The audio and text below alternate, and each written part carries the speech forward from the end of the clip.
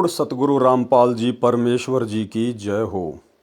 परम पिता परमात्मा सारी सृष्टि के रचनहार कुल मालिक असंख्य ब्रह्मांडों के स्वामी जगत गुरु तीनों लोकों में प्रवेश करके सबका भरण पोषण करने वाले राजाधिराज आत्माधार नाथों के नाथ देवों के देव महादेव सर्वेश्वर महेश्वर मृत्युंजय अजरो अमर आदि अनादि सनातनी प्रभु जगत पिता जगदीश्वर श्री श्री 1008 की उपाधि के वास्तविक अधिकारी अकाल मूर्त शब्द स्वरूपी राम वासुदेव सर्वगतम ब्रह्म परम पूज्य प्रथम पूज्य परम संत परम पुरुष परम धनी परम दयालु सत्य कबीर हक्का कबीर अल्लाहु अकबर बाखबर अल्लाह ताला जगत के तारणहार जगत के मुक्तिदाता जगत के जगन्नाथ हारे के सहारे हिंदुओं के राम मुसलमानों के अल्लाह सिखों के वाहिगुरु ईसाइयों के मसीह दया के सागर दयानिधि करुणा के सागर करुणानिधि स्वयंभू परिभू संकट मोचन कष्ट हरण मंगल करण दुख भंजन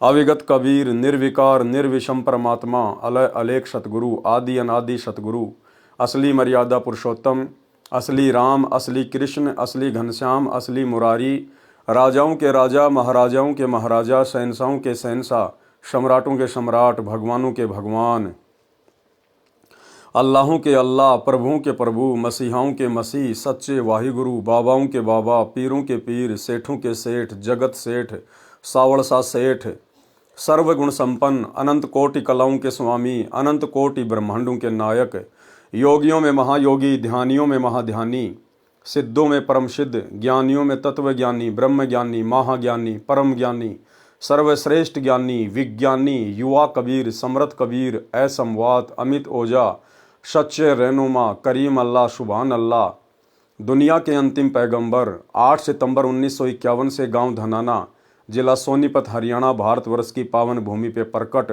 रियल कल की भगवान श्री नारायण साकार हरि शब्द स्वरूपी राम संत श्रोमणी सतगुरु रामपाल जी परमेश्वर जी के चरण कमल में साध संगति से जुड़े हुए हम सभी देश विदेश में बैठे हुए सतसेवक भाई बहनों की तरफ से अनंत कोटि दंडवत प्रणाम। सत्साई भाई और बहनों, दया परमपिता परमेश्वर जी की, सारी सृष्टि के पालनकर्ता की, सारी सृष्टि के रचयिता की, सारी सृष्टि के सृजनहार की सतगुरु रामपाल जी परमेश्वर जी की, यही वो परमेश्वर है जिसे हिंदू अपना भगवान कहते हैं। यही वो परमेश्वर है जिसे मुसलमान अपना अल्लाह कहते हैं। और यही वो परमेश्वर है जिसे ईसाई अपना मसीहा और सिख भाई अपना वाहे गुरु कहते हैं। और जितने भी व्यक्ति जिनको भी अपना इष्ट मानकर पूजते हैं, माई मसाणी सेठ शीतला भैरव भूत हनुमंत या अन्य देवी देवता, उन देवी देवताओं के रूप में भी उन आत्माओं की रक्षा और सुरक्षा उनके संस्कार आधार से यही परमपिता परमेश्वर सतगुरु रामपाल जी भगवान करते हैं। तो आज आप और हमारा सौभाग्य है कि जिस समय वो परमात्मा इस कलयुग की बिचली पीढ़ी में 8 सितंबर 1951 के दिन सशरीर प्रकट हुए गांव धनाना जिला सोनीपत हरियाणा में, हम आम लोगों की चरम दृष्टि को धोखा देते हुए काल के साथ में आंख में चोली खेलते हुए एक माता के गर्भ से आने की लीला की। और आज परमेश्वर ने अपने तत्व ज्ञान से ये साबित कर दिया कि सतगुरु रामपाल जी के अलावा इस पूरी सृष्टि में अन्य कोई परमेश्वर नहीं है, अन्य कोई भगवान अल्लाह मौला नहीं है। ये स्वयं कबीर देव हैं, कबीर देव जो सतगुरु के चोले में धरती पे प्रकट हैं। हम आत्माओं को अपना तत्व ज्ञान दे रहे हैं, हमारे आत्म कल्याण के लिए चिंतित हैं। और वर्तमान में अपने मिशन के तहत, अपनी लीला के तहत सन 2014 से हिसार की छोटी जेल में बैठे हुए हैं। और समय आने पर, जो समय युग परिवर्तन का होगा, महाविनाश का होगा, जो समय 2028 निश्चित किया हुआ है भविष्य वक्ताओं ने भी और स्वयं पूर्ण परमेश्वर सतगुरु रामपाल जी ने भी अपनी ज्ञान गंगा पुस्तक में नास्त्रदमस की भविष्यवाणी में 2028 युग परिवर्तन का समय स्पष्ट रूप में लिखा हुआ है। तो उस समय भाई और बहनों, इसी परमेश्वर को, सतगुरु रामपाल जी को, जिन्हें दुनिया आज भूल बैठी है अपनी आध्यात्मिक अज्ञानता के चलते, इसी परमेश्वर को आने वाले युग परिवर्तन के समय में, जब हर प्रकार से देश दुनिया में त्राहिमाम मचा होगा, हर देश में युद्ध, गृह युद्ध, महायुद्ध जैसी स्थितियां, अन्य प्राकृतिक आपदाएं, बाढ़, भूकंप, अनावृष्टि, अतिवृष्टि, ओलावृष्टि, उस समय देश दुनिया के लीडर, देश दुनिया के नेता अपने आप को बचाने के लिए, अपने देश को बचाने के लिए, देशवासियों को बचाने के लिए इसी परमपिता परमेश्वर सतगुरु रामपाल जी के घुटनों में, इसी परमपिता परमेश्वर सतगुरु रामपाल जी के चरणों में अपने घुटने टेकेंगे और बाइज्जत अपने कंधों पर बैठाकर ढोल नगाड़े बजाते हुए स्वागत के साथ उन्हें हिसार जेल से बाहर लेके आएंगे। अन्यथा इस प्रकार से हिसार जेल में बैठे हुए सतगुरु रामपाल जी को ये दुनिया परमेश्वर के रूप में नहीं मानने वाली, नहीं जानने वाली। कुछ बड़ा होगा, और इतना बड़ा होगा जो दुनिया वालों की कल्पना से बाहर है। उसके बाद किसी भी धर्म के मानने वाले को, आज चाहे वो कितना ही अपने आप में कट्टर बन के बैठा हो, सतगुरु रामपाल जी के अलावा दूसरा कोई परमात्मा, कोई भगवान, कोई गॉड, कोई अल्लाह, कोई वाहिगुरु दिखाई ही नहीं देगा। तो भाई और बहनों, आप और हमारा सौभाग्य है। दुनिया जिस कल की भगवान को यूट्यूब पर ढूंढ रही है, दुनिया भर के नकली कल की आए दिन अपने आप को कल की घोषित करते रहते हैं और यूट्यूब चैनल पर इंटरव्यू के दौरान अपनी बेइज्जती करवा करवा के अपने घर को लौट जाते हैं। वो रियल कल की भगवान स्वयं सतगुरु रामपाल जी हैं, स्वयं सतगुरु रामपाल जी, कल की यानी कलयुग का भगवान, जो कलयुग में अपनी लीला दुनिया को स्पष्ट रूप से दिखाएगा, अपनी पहचान पूरे विश्व में स्पष्ट रूप से करवाएगा, जो इस देश और दुनिया से जाति और धर्म का नामो निशान मिटा देगा। केवल सबकी जाति एक ही होगी, जीव हमारी जाति है और मानव धर्म हमारा हिंदू, मुस्लिम, सिख, ईसाई धर्म नहीं कोई न्यारा, जो देश दुनिया की सरहदों को मिटा देगा। पूरे विश्व में जितने भी देश हैं, जितनी भी आर्मी लगी हुई है, ये परमेश्वर सारी सेना को वहां से हटवा देंगे, पूरे विश्व को एक कर देंगे। कोई किसी का दुश्मन नहीं होगा, कोई किसी का शत्रु नहीं होगा, कोई किसी की जमीन पर या देश पर किसी भी प्रकार का कोई आक्रमण नहीं करेगा, कब्जा नहीं करेगा। सभी को अपने परमपिता परमेश्वर का पता चल जाएगा, ये मनुष्य जन्म प्राप्त करने के मकसद का पता चल जाएगा कि ये मनुष्य जन्म हमें इन जमीन के टुकड़ों के लिए मारकाट करने के लिए नहीं मिला, ये मनुष्य जन्म हमें मोक्ष प्राप्ति के लिए मिला है। और मोक्ष प्राप्त करवाने वाला भगवान केवल सृष्टि में एक ही है, जो वर्तमान में हरियाणा में गांव धनाना, जिला सोनीपत में सतगुरु रामपाल जी के रूप में सशरीर प्रकट हैं, क्योंकि ये स्वयंभू परमात्मा है। ये किसी माँ के गर्भ से जन्म लेके नहीं आता। लीला ये परमात्मा कुछ भी कर सकता है, हम जीवात्माओं की चरम दृष्टि को धोखा देते हुए। लेकिन ये परमेश्वर था, परमेश्वर है और परमेश्वर रहेगा। तो आप और हम भाई बहनों का सौभाग्य, दुनिया जिसे ढूंढ रही है लेकिन आंखों के सामने है, पहचान नहीं रही, मान नहीं रही, और आप और हम भाई बहनों को उनकी शरण मिल चुकी है। हमें उस कल की भगवान की पहचान हो चुकी है।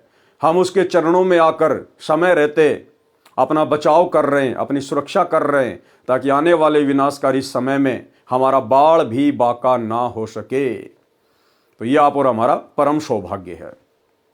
तो भाई और बहनों, कबीर सागर के सरलार्थ के ऊपर वीडियो बनाने की श्रृंखला जारी है। इसी श्रृंखला में आज हमारा ये 43 नंबर का वीडियो है। प्रत्येक वीडियो में सतगुरुदेव भगवान हमें कुछ न कुछ शिक्षा अवश्य उपलब्ध करवाते हैं, जिस आध्यात्मिक गूढ़ जानकारी को जानकर समझकर आप और हमारा आत्मविश्वास, दृढ़ता गुरुदेव भगवान के चरणों में दृढ़ होती रहती है।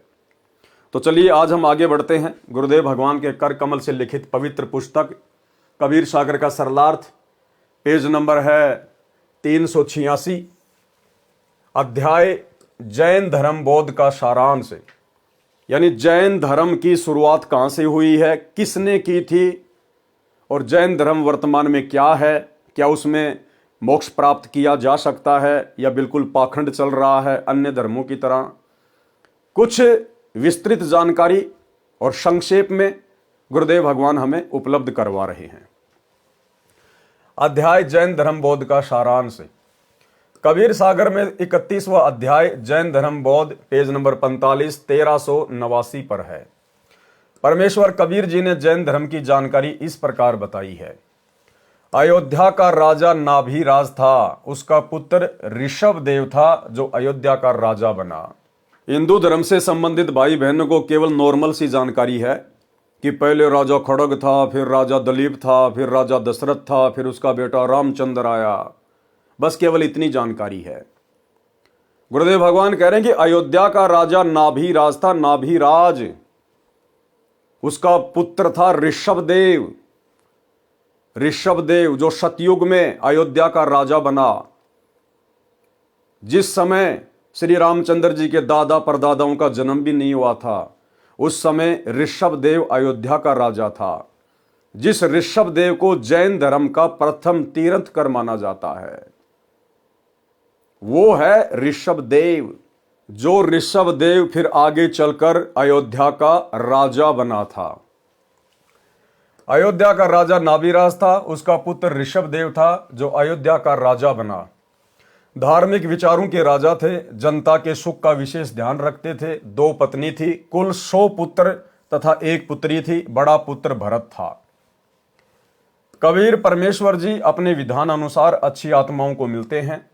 उसी गुण अनुसार ऋषभदेव के पास एक ऋषि रूप में गए, अपना नाम कबीर ऋषि बताया, उनको आत्मबोध कराया, शब्द सुनाया। मन तू चल रे सुख के सागर, जहां शब्द सिंधु रत्नागर, जो आप जी ने पढ़ा आत्मबोध के सारांश में पेज नंबर 373, 374 पर। देखो भाई और बहनों, परमेश्वर की पहचान हमने करनी पड़ेगी। परमेश्वर केवल संकेत ही करेगा कि वर्तमान में आपके गुरुदेव भगवान कौन हैं, आपके सतगुरु कौन हैं।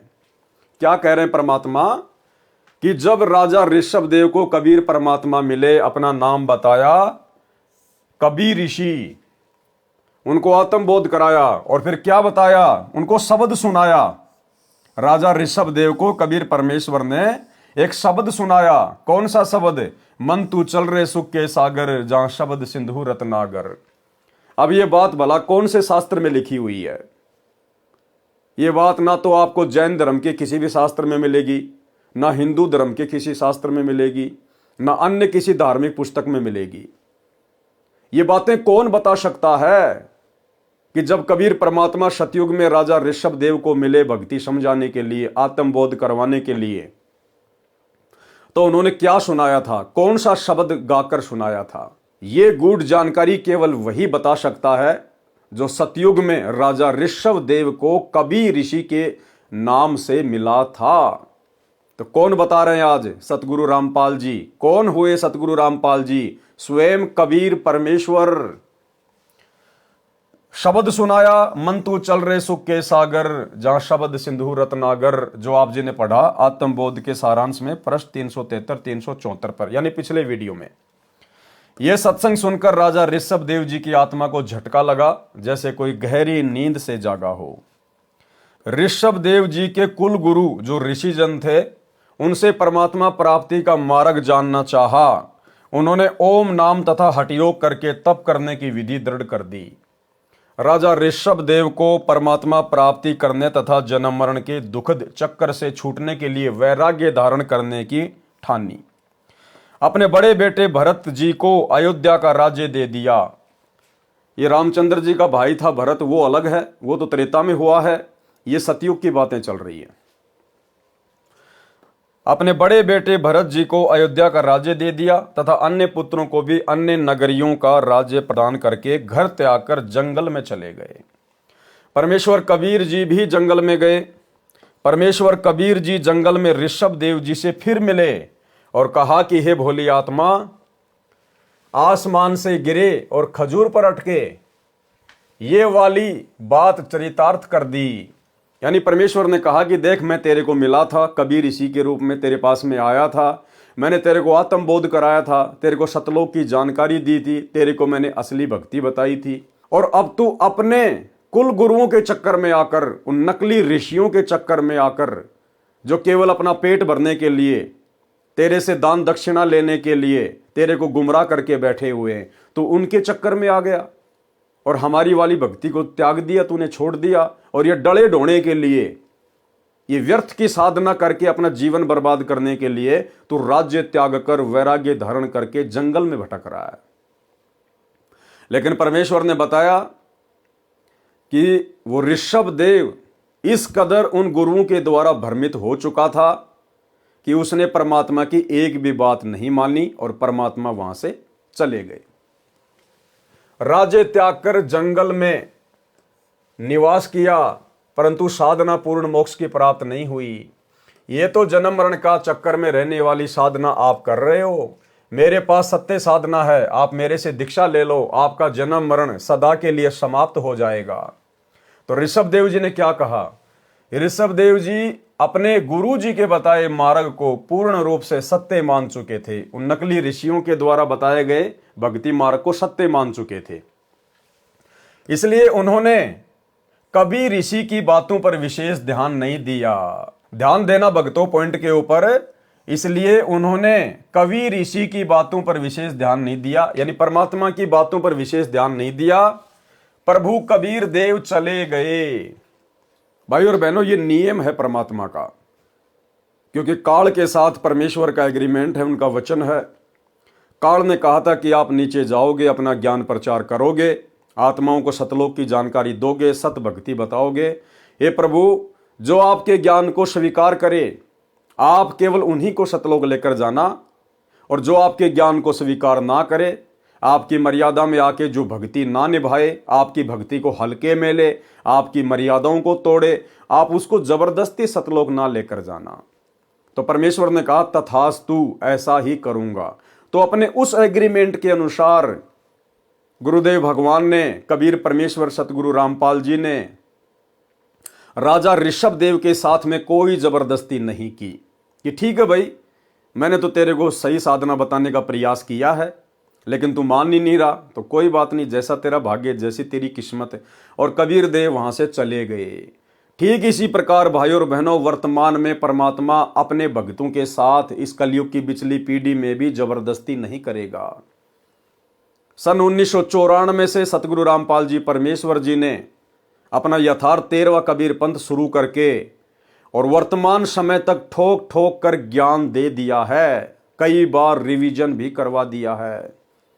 अब यदि उनका कोई भगत उनकी मर्यादाओं को ठीक प्रकार से फॉलो नहीं करेगा, इस ज्ञान को हल्के में लेगा, भक्ति को सीरियस नहीं लेगा, बात बात पे मर्यादा तोड़ेगा, जैसे कि वर्तमान में गुरुदेव के कलयुगी परिवार के द्वारा, सतलोक आश्रम संचालकों के द्वारा, कोऑर्डिनेटरों के द्वारा आए दिन कुकर्म करके संगत की नित मर्यादा तोड़वाई जाती है।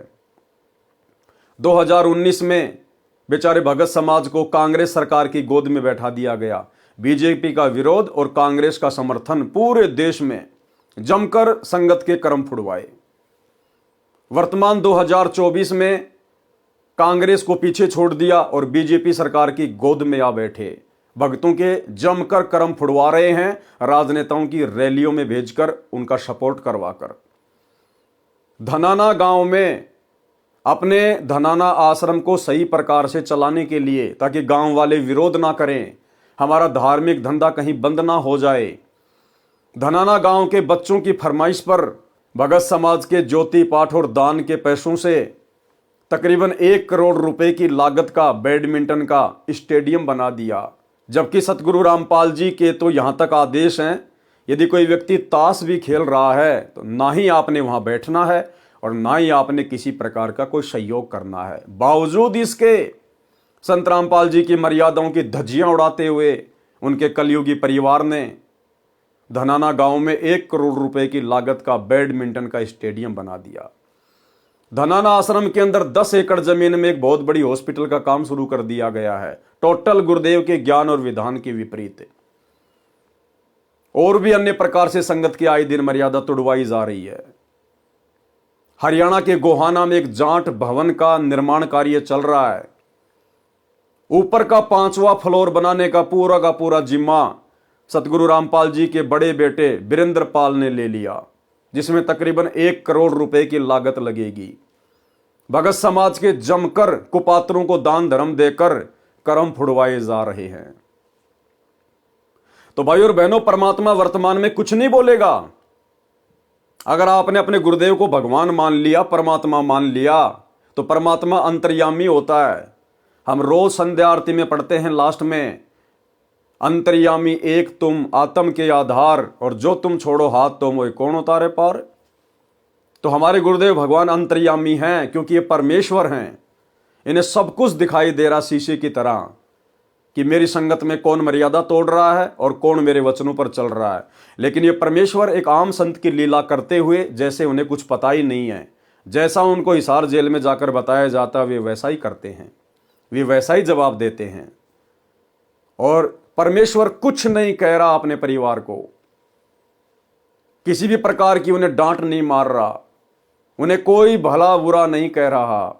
हाँ, बीच बीच में हिसार जेल से आने वाले सत्संगों में इनकी नालायकियों का, इनके मनमाने आचरण का, इनकी बकवादों का वे संगत को समझाने की दृष्टि से संकेत अवश्य करते हैं। जैसा कि ऑडियो नंबर 67 में सतगुरु रामपाल जी ने स्पष्ट कर दिया कि आश्रम से जुड़े हुए भगत बिल्कुल भी मर्यादा में नहीं है, जगत वालों से भी गए गुजरे हैं, जगत वालों से भी गए गुजरे, अपनी गुरु बहनों को भी नहीं छोड़ रहे, उनके साथ में भी घटिया हरकतें, गंदी हरकतें कर रहे हैं। और स्पष्ट कर दिया गुरुदेव ने कि तुम पक्के काल के एजेंट बन चुके हो, पक्के काल के एजेंट। ये 2 मिनट की ऑडियो सुन लीजिए। विचार करना होगा कि हम कौन है, कहां से आए। आपस में खेचातानी रखते हो अभी भी भगत हो गए। अच्छे इंसान तो जगत वाले भी ना करते ऐसा जैसे भगत कर रही है। अच्छे इंसान तो जगत वाले भी ना करते ऐसा जैसे भगत कर रही है। अच्छे इंसान तो जगत वाले भी ना करते ऐसा जैसे भगत कर रही है। किसी को छोटी सी सेवा दे देते, कोऑर्डिनेटर बना दिया, वो ने सोचा मैं खुदा बन गया। अरे इतना शिक्षा तो बने, मजदूर बनो सीखो, मजदूर।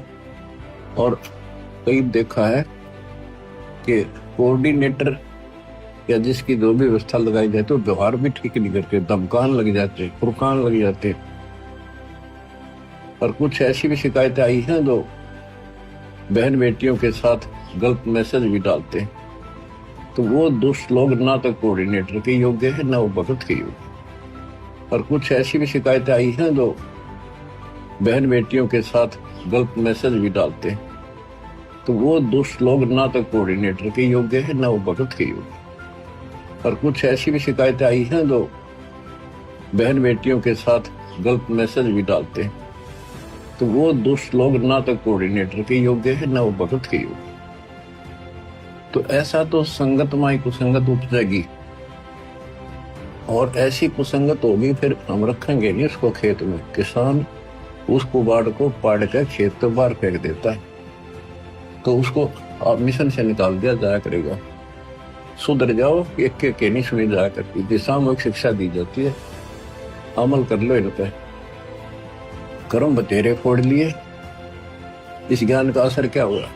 थोड़ा सा सुख होते हो फिर पक्के एजेंट काल के बन जाते हैं, बकवाद वही करनी, भगवान से दूर हो जाना। थोड़ा सा सुख होते हो फिर पक्के एजेंट काल के बन जाते हैं, बकवाद वही करनी, भगवान से दूर हो जाना। थोड़ा सा सुख होते हो फिर पक्के एजेंट काल के बन जाते हैं, बकवाद वही करनी, भगवान से दूर हो जाना। तो भाई और बहनों, कहने का मतलब है अंतर्यामी परमात्मा सब कुछ देख रहा है, लेकिन 2014 बरवाला कांड के बाद से ये भक्तों की परीक्षा का समय चल रहा है। परमात्मा अपनी तरफ से कुछ भी नहीं कहेगा। जो जैसा वर्तमान में बीज बोएगा, उनके ज्ञान को जिसने जैसा समझा होगा, आने वाले समय में वो भगत वैसी ही अपने कर्मों की फसल काटेगा। इसलिए उन्होंने कबीर ऋषि की बातों पर विशेष ध्यान नहीं दिया। प्रभु कबीर देव चले गए। राजा ऋषभ देव जी पहले 1 वर्ष तक निराहार रहे, फिर 1000 वर्ष तक हठ योग तप किया। उसके पश्चात दीक्षा देने लगे। उन्होंने प्रथम दीक्षा अपने पुत्र मारीची को दी, जो भरत का पुत्र था। मारीची वाला जीव ही आगे चलकर 24वें तीर्थकर बने, जिनका नाम महावीर जैन था। यानी राजा ऋषभदेव का पुत्र था भरत, और भरत का जो बेटा था मारीच, वही आत्मा इस कलयुग में आगे चलकर जैन समाज के जो 24वें तीर्थंकर हैं महावीर जैन, वो बने। मारीच वाला जीव ही आगे चलकर 24वें तीर्थंकर बने, जिनका नाम महावीर जैन था। राजा ऋषभदेव जी यानी प्रथम तीर्थंकर जैन धर्म के प्रवर्तक से दीक्षा प्राप्त करने के पश्चात मारीची जी वाला जीव 60 करोड़ बार गधा बना। यानी वो मारीच वाली आत्मा, राजा ऋषभदेव के पुत्र वाली आत्मा, जो आगे चलकर महावीर जैन बना था, वो महावीर जैन बनने से पहले वो आत्मा, वो जीव क्या क्या बना। मारीची जी वाला जीव 60 करोड़ बार गधा बना, 30 करोड़ बार कुत्ता बना, करोड़ों बार बिल्ली, करोड़ों बार घोड़ा, करोड़ों बार नपुंसक, करोड़ों बार वेश्या तथा पेड़ आदि के जन्मों में कष्ट उठाता रहा। कभी कभी राजा बना और 80 लाख बार देवता बना तथा नरक भी भोगा, और फिर ये उपरोक्त दुख भोगकर महावीर जैन भगवान बना। महावीर जैन की आत्मा क्या क्या बनी, ये जैन समाज के भाई और बहनों को विचार करना चाहिए। जिसे आप अपना भगवान मान के पूज रहे हो, अपना तीर्थंकर मान के पूज रहे हो, जिनकी साधना करने से आप अपने आप को मोक्ष प्राप्त मान रहे हो। अरे मारीची वाली आत्मा को किसने नाम दिया था? राजा ऋषभदेव ने। और आगे देखना राजा ऋषभदेव की कैसे दुर्गति से मौत हुई, जलकर मौत हुई, जलकर। अंत में वो इस कदर वैराग्य में आ गया था, उसने कपड़े पहनने भी छोड़ दिए, नंगा घूमा करता था, नंगा। उसको सुध बुध नहीं रही अपनी, और मुंह के अंदर एक पत्थर डाल लिया और जंगल में भटकता रहता था पागलों की तरह। एक समय जंगल में आग लग गई, उस आग में जल के और दर्दनाक अकाल मौत मरा ऋषभदेव, जैन धर्म का प्रथम तीर्थंकर। तो फिर महावीर जैन क्या होंगे? महावीर जैन के पास में क्या भक्ति होगी, क्या साधना होगी? और महावीर जैन ने तो फिर आगे चलकर जैन धर्म में 363 पाखंड मत चलाए, 363 पाखंड। जैन धर्म वालों की खुद की पुस्तक आओ जैन धर्म को जाने, उसमें स्पष्ट तौर पर लिखा हुआ है। मारीची जी वाला जीव 60 करोड़ बार गधा बना, 30 करोड़ बार कुत्ता बना, करोड़ों बार बिल्ली, करोड़ों बार घोड़ा, करोड़ों बार नपुंसक, करोड़ों बार वेश्या तथा वृक्षों आदि के जन्मों में कष्ट उठाता रहा। कभी कभी राजा बना और 80 लाख बार देवता बना तथा नरक भी भोगा, और फिर से उपरोक्त दुख भोगकर महावीर जैन भगवान बना। नंगे रहते थे कौन? ऋषभदेव जी नंगे रहते थे। श्री महावीर जैन जी के जीव ने 363 पाखंड मत चलाए, और महावीर जैन जी भी नंगे ही रहा करते थे। भोगेगा अपना किया रे। एक समय महावीर जैन वाला जीव यानी मारीची वाला जीव राजा था। अब गुरुदेव भगवान हमें महावीर जैन का एक जीवन बता रहे हैं कि भगवान महावीर बनने से पहले वो एक राजा था। और ध्यान से सुनिए भाई और बहनों, ये कथा हमें बहुत गहरी शिक्षा देगी। हमने किसी का भी अहित नहीं सोचना है, हमने किसी के साथ भी बदतमीजी नहीं करनी, जबरदस्ती नहीं करनी, मन में भी किसी के प्रति हमने बुरा नहीं सोचना है। हाँ, जो सत्य है वो डंके की चोट पर कहेंगे, विदुर की तरह कहेंगे, भले ही थप्पड़ लगे लेकिन परमात्मा का थप्पड़ पड़ने से बच जाएंगे। एक समय महावीर जैन वाला जीव यानी मारीची वाला जीव राजा था। उसका एक विशेष नौकर था। राजा का मनोरंजन करने के लिए एक वाद्य यंत्र बजाने वाली पार्टी होती थी। राजा धुन सुनते सुनते सो जाता तो वह तान यानी वो धुन बंद कर दी जाती थी। राजा अपने महल में पलंग पर लेटा लेटा धुन सुना करता। अपने नौकर को कह रखा था कि जब मुझे नींद आ जाए तो बाजा बंद करा देना। एक दिन नौकर आनंद मगन होकर धुन सुनने में लीन हो गया। उसको पता ही नहीं चला कि राजा कब सो गए। शोर से राजा की निंद्रा भंग हो गई। राजा जब उठा तो मंडली बाजा बजा रही थी। राजा को गुस्सा आया, उस नौकर को दंडित करने का आदेश सुना दिया कि इसने मेरे आदेश को अनसुना किया है। इसके कानों में कांच पिघलाकर गरम गरम डालो। नौकर ने बहुत प्रार्थना की, क्षमा कर दो, आगे से कभी ऐसी गलती नहीं करूंगा। परंतु अहंकार वश राजा ने उसकी एक नहीं सुनी और सिपाहियों ने उस नौकर को पकड़कर जमीन पर लेटाकर दोनों कानों में पिघला हुआ गर्म कांच यानी शीशा डाल दिया। नौकर की चीख हृदय विदारक थी, महीनों तक दर्द के मारे रोता रहा। उसके बाद समय आने पर राजा का देहांत हुआ, यानी महावीर जिस जन्म में राजा था, समय आने पर फिर वो राजा वाला शरीर भी छूट गया, यानी राजा भी मरा। समय आने पर राजा का देहांत हुआ। फिर वही जीव यानी वही महावीर जैन वाली आत्मा, फिर वही जीव महावीर जैन रूप में जन्मा। घर त्याग कर जंगल में साधना करने लगा। उसी क्षेत्र में एक व्यक्ति अपनी गायों को घास चराने ले जाता था। दोनों में मित्रता हो गई। वह व्यक्ति गांव से भोजन ले आता था, महावीर जी को खिलाता था। एक दिन उस गोपाल को किसी कार्यवश घर जाना पड़ा, तो उसने साधक से कहा, यानी महावीर जैन से कहा कि मेरे को गांव जाकर आना है, आप मेरी गायों का ध्यान रखना, कहीं गुम ना हो जाए। महावीर जी ने आश्वासन दिया कि आप निश्चिंत होकर जाओ, मैं ध्यान रखूंगा। महावीर जी साधना करने लगे, उनको ध्यान नहीं रहा। गायें दूर जंगल में चली गई। जब वह ग्वाला आया और साधक से पूछा कि मेरी गायें कहाँ हैं, तो साधक निरुत्तर हो गए और कारण बताया कि मैं साधना में लगा था और ध्यान नहीं रहा। ग्वाले को पता था कि गायें जंगल में गहरा जाने के पश्चात जीवित नहीं बचती, क्योंकि वहां शेर, चीते आदि खूंखार जानवर बहुत संख्या में रहते थे।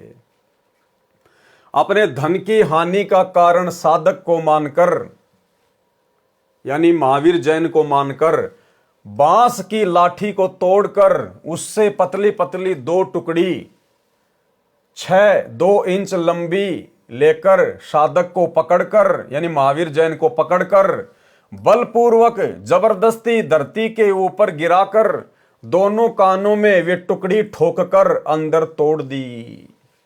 भाइयों और बहनों, वो ग्वाला वही नौकर था जिस नौकर के कानों में गरम गरम शीशा पिघलाकर, और महावीर जैन ने जब वो राजा था एक जन्म में, उस नौकर के कानों में डलवाया था। परमात्मा कहते हैं, बदला कहीं ने जात है 3 लोक के माही। तुमने उस दरगाह का महल नहीं देखा, धर्मराज के तिल तिल का लेखा। साधक बुरी तरह से चिल्लाता रहा, महावीर जैन बुरी तरह से चिल्लाता रहा। वह ग्वाला चला गया, फिर उधर कभी नहीं गया। 1 महीने के पश्चात दैव योग से एक वैद्य किसी औषधि की खोज करता करता गया, तो महावीर जैन की पीड़ा का पता चला। अब भाइयों और बहनों, वो दैव योग क्या था? स्वयं कबीर परमात्मा सतगुरु रामपाल जी, क्योंकि परमात्मा चाहने वाली आत्मा ही इस प्रकार की भक्ति करती हैं, तप करती हैं, जब तक उनको सत्य ज्ञान नहीं होता। तो अपनी आत्माओं की पीड़ा, उनका दर्द स्वयं कबीर परमात्मा ही सुनता है, वही परमेश्वर महसूस करता है। तो कबीर परमेश्वर सतगुरु रामपाल जी एक वैद्य का रूप बनाकर और जंगल में जड़ी बूटियां लेने के बहाने उस महावीर जैन के पास में पहुंच गए, और परमेश्वर ने उसकी वो लकड़ियां जो कानों में फंसा रखी थी, तोड़ रखी थी, परमेश्वर ने वो लकड़ियां निकाली, दवाइयां लगाई, औषधि लगाई, तब कहीं जाकर महावीर जैन धीरे धीरे धीरे धीरे ठीक हुआ। 1 महीने के पश्चात दैव योग से एक वैद्य किसी औषधि की खोज करता करता गया, तो महावीर जैन की पीड़ा का पता चला। उसने साधक के कानों से वे फाटकी निकाली, तो लकड़ी की सड़ी यानी बांस के फटने से उसमें पतली पतली सुई जैसी नुकीली सीख बन जाती हैं, उनको सली कहते हैं। कानों को चीरती हुई बाहर आई, रक्त व मवाद की पिचकारी लगी और साधक की किलकारी निकली। महावीर जैन रोने लगा बुरी तरह से, यानी महावीर जी बुरी तरह चिल्लाए। वैद्य ने उपचार किया, कई महीनों में पीड़ा ठीक हुई, परंतु बहरे हो गए और मृत्यु हो गई।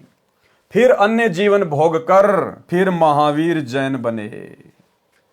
उसके बाद वही आत्मा फिर कई जन्मों के बाद में और जैन समाज के 24वें तीर्थंकर महावीर जैन के रूप में उन्होंने जन्म प्राप्त किया। तो भाइयों और बहनों, कितनी गहरी शिक्षा है। ये वर्तमान में जितने भी भाई बहन हैं किसी भी धर्म के हैं और ये जो मांस खाते हैं किसी भी प्राणी का, किसी भी जीव का, क्योंकि सबके अंदर परमात्मा की आत्मा है, परमात्मा की रूह है, ये सूनी नहीं है। इनको आप ऐसे ना समझो कि इनका रखवाला कोई नहीं है, इन सब का रखवाला परमात्मा है, वो पल पल देख रहा है। और ये घटना जो आप या आपने पढ़ी, शिक्षा आपको मिल गई होगी। आज जो भी व्यक्ति जैसा भी कर्म कर रहा है, अगले जन्मों में कभी न कभी उस व्यक्ति को अपने उस कर्म का बदला अवश्य देना पड़ता है। आज जो व्यक्ति भले बकरे काट रहा है या बकरे खा रहा है, जितने उसने बकरे काटे हैं, जितने उसने बकरे खाए हैं, अगले जन्मों में वो बकरे बनेंगे इंसान। अगर काटा है तो बकरा बनेगा कसाई, और कसाई का इसी प्रकार से गला काटेगा। यदि कोई बकरा खाता है, मुर्गा खाता है, तीतर बटेर कोई भी जानवर खाता है, अगले जन्मों में वो व्यक्ति बनेगा पशु, जानवर। और जो वर्तमान में खा रहा है वो व्यक्ति फिर कसाई से इसी प्रकार से उनको कटवा कटवा के खाएगा।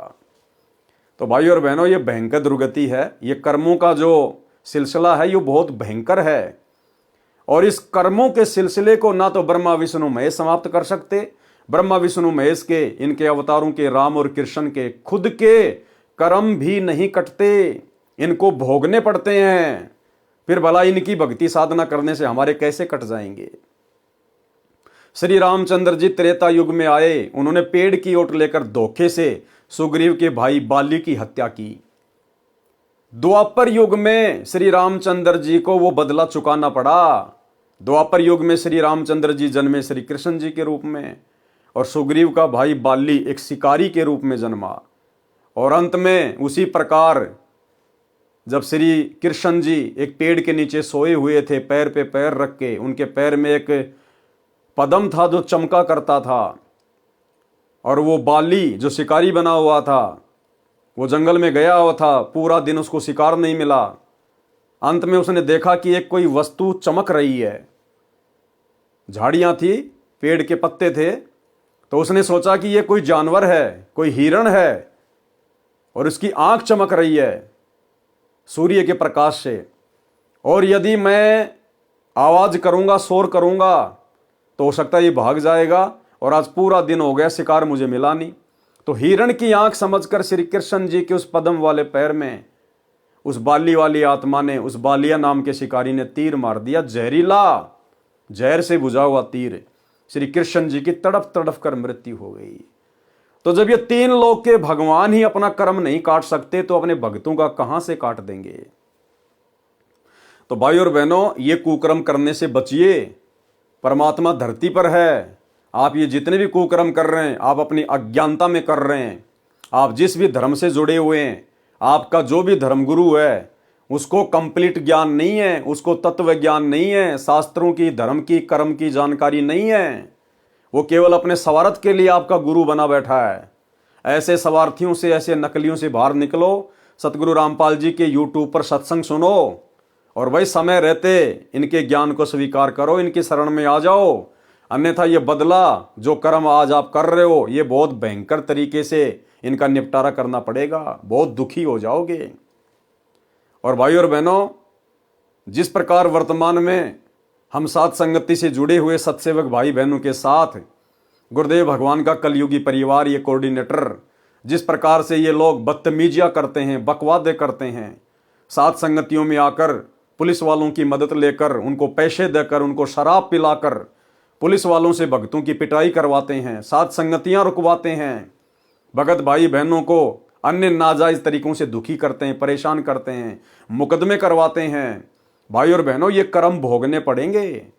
अरे तुम्हें तो गुरुदेव ने ज्ञान दे दिया, धर्म कर्म की जानकारी बता दी, संचित कर्म क्या है, स्वतंत्र कर्म क्या है, प्रारब्ध कर्म क्या है।